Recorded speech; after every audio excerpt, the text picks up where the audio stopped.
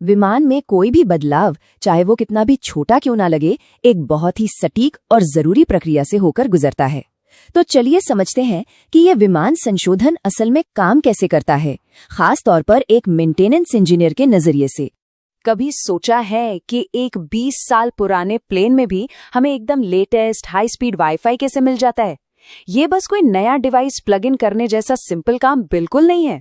दरअसल इस पूरी प्रक्रिया को संशोधन या मॉडिफिकेशन कहते हैं, और इसका मतलब ये है कि आप सिर्फ कुछ नया जोड़ नहीं रहे हैं, बल्कि आप उस विमान के असली सर्टिफाइड डिजाइन को बदल रहे हैं। और एविएशन में ये एक बहुत बहुत बड़ी बात है। देखिए, इसमें सबसे जरूरी बात यह है कि विमान का जो ओरिजिनल डिजाइन होता है वो सर्टिफाइड होता है, मतलब उसे सेफ्टी के हर एक पैमाने पर परखा गया होता है। अब इसमें किया गया कोई भी बदलाव उस सर्टिफिकेशन पर असर डाल सकता है। इसीलिए हर मॉडिफिकेशन को एक बेहद सख्त प्रक्रिया से गुजारना पड़ता है, ताकि ये पक्का हो सके कि विमान अब भी उतना ही सेफ है। अच्छा, अब एक मजेदार बात, हर मॉडिफिकेशन को एक जैसा नहीं माना जाता।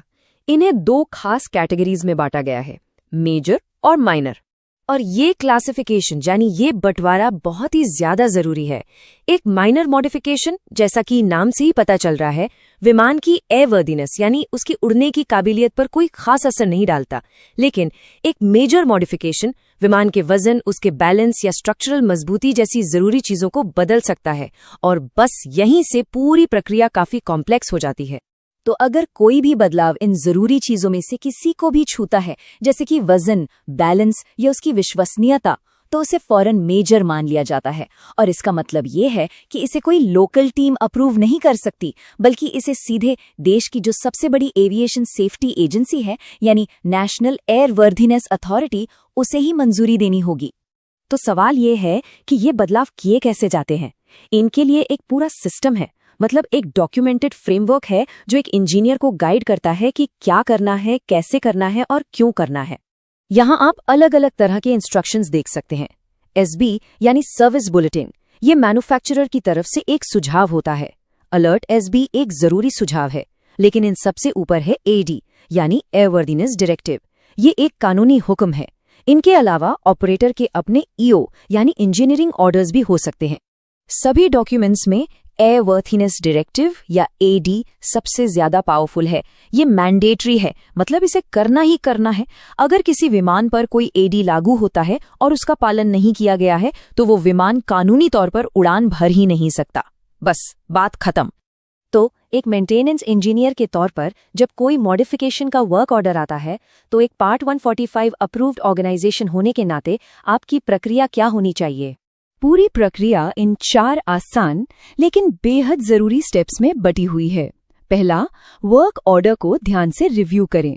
दूसरा, ये वेरीफाई करें कि आपके पास सारा अप्रूव्ड डेटा है या नहीं। तीसरा, काम का दायरा कंफर्म करें। और चौथा, जब सब कुछ 100% सही हो, तभी मॉडिफिकेशन को लागू करें। यहाँ पे जिम्मेदारियां एकदम साफ हैं। एयरक्राफ्ट का जो ऑपरेटर है वो ये तय करता है कि क्या मॉडिफिकेशन करना है, लेकिन जो मेंटेनेंस ऑर्गेनाइजेशन है उसकी जिम्मेदारी ये पक्का करना है कि उस मॉडिफिकेशन को कैसे एकदम अप्रूव्ड डेटा और इंस्ट्रक्शंस के हिसाब से ही लागू किया जाए। अब हम एक ऐसे सिद्धांत पर आते हैं जो हर एयरक्राफ्ट मेंटेनेंस इंजीनियर के लिए जानना सबसे ज्यादा जरूरी है। ये नियम, ये रेगुलेशन बिल्कुल साफ है। एक मेंटेनेंस इंजीनियर का काम इंस्टॉलर का है, डिजाइनर का नहीं। आपको इंस्ट्रक्शंस को लागू करने का अधिकार है, लेकिन आप उन इंस्ट्रक्शंस के आधार पर कोई नया इंजीनियरिंग डिजाइन नहीं बना सकते। इसको ऐसे समझिए, आप काम को आसान बनाने के लिए वर्क कार्ड का फॉर्मेट बदल सकते हैं या काम करने का क्रम थोड़ा बहुत एडजस्ट कर सकते हैं, लेकिन आप उस मॉडिफिकेशन के डिजाइन को या उसकी मंजूरी के आधार को बिल्कुल नहीं बदल सकते।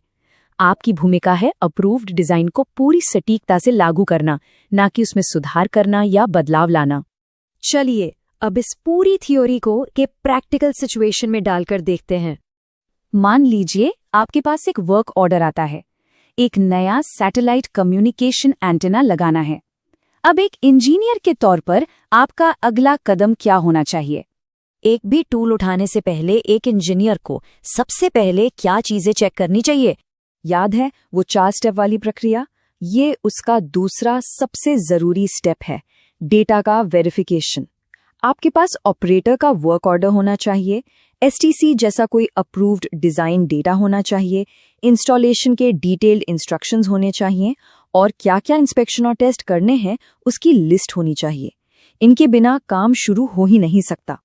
अच्छा, अब जब सारा काम हो जाता है तो ये प्रक्रिया एक आखिरी और सबसे जरूरी कदम के साथ पूरी होती है, फाइनल साइन ऑफ।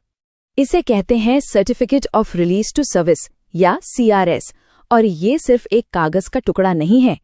ये एक कानूनी घोषणा है, आपकी प्रोफेशनल जिम्मेदारी का एक सबूत है जो ये सर्टिफाई करता है कि मॉडिफिकेशन को ठीक वैसे ही पूरा किया गया जैसा अप्रूव्ड डेटा में लिखा था और अब विमान सर्विस में वापस जाने के लिए पूरी तरह से सेफ है।